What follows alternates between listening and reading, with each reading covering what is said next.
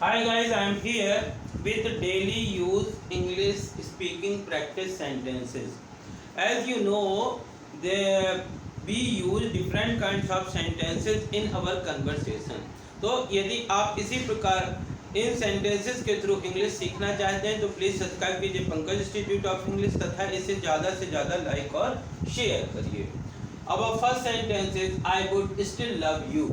कभी कभार कोई व्यक्ति ऐसा बोलता है कि आज मैं आपके सामने हूँ इसलिए आप मुझे इतना चाहते हो, यदि मैं कल को चला जाऊँ कुछ दिनों के लिए बाहर तो आप नहीं चाहोगे।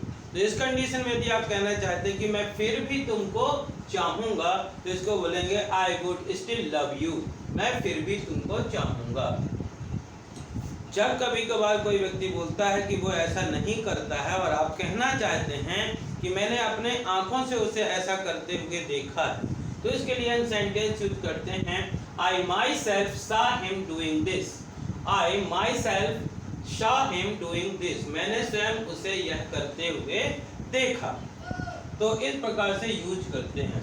कभी कभार आप बैठे रहते हैं, अचानक आपको लगता है कि कोई आ गया, जैसे आप कहना चाहते हैं कि मुझे लगा कि पापा आ गए हैं, आ चुके थे, या आज मुझे लगा पापा आ गए थे, तो इसको इंग्लिश में बोलेंगे I felt father had come.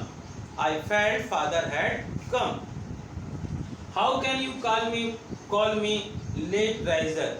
जो व्यक्ति सवेरे जल्दी सोकर के उठते हैं उनको बोलते हैं अर्ली राइजर, जो देरी से उठते हैं उनको बोलते हैं हम लेट राइजर। तो यदि कोई कहता है कि आप तो लेट राइजर हैं और आप कह सकते हैं कि मैं तो भाई सवेरे जल्दी उठता हूँ, how can you call me let riser.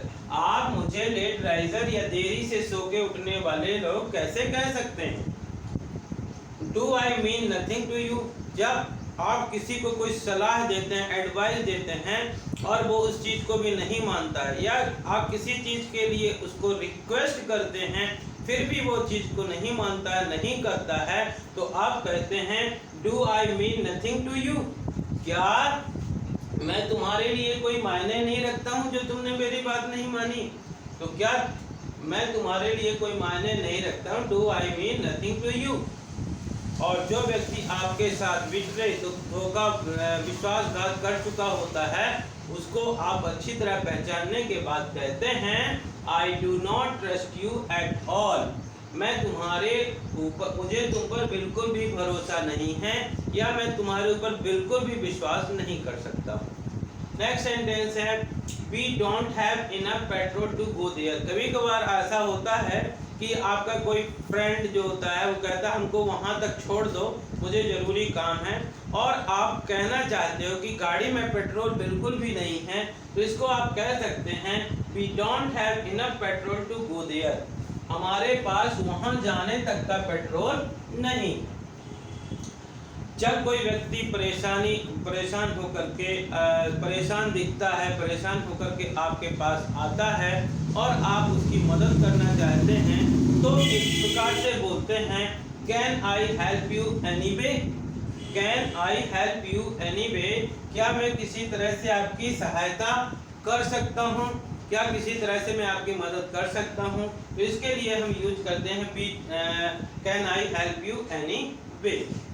You do nothing yourself.